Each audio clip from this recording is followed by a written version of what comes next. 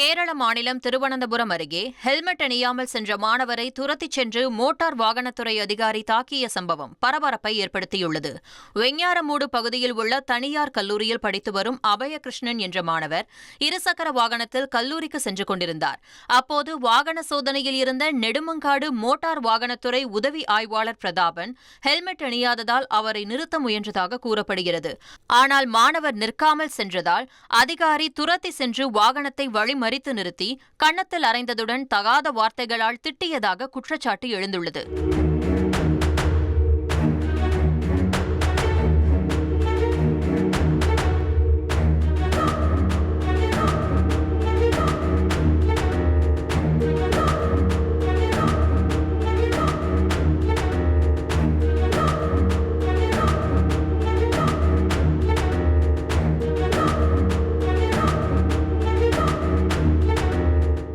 ஒரு கோடியே 27 லட்சம் மனங்களை வென்ற தந்தி டிவி யூடியூப் சேனல். தவிர்க்க முடியாத தம்ப்நெயில்ஸ், கலக்கலான கான்டென்ட்ஸ். நீங்களும் இந்த குடும்பத்தில் இணைய இப்பவே சப்ஸ்கிரைப் பண்ணுங்க.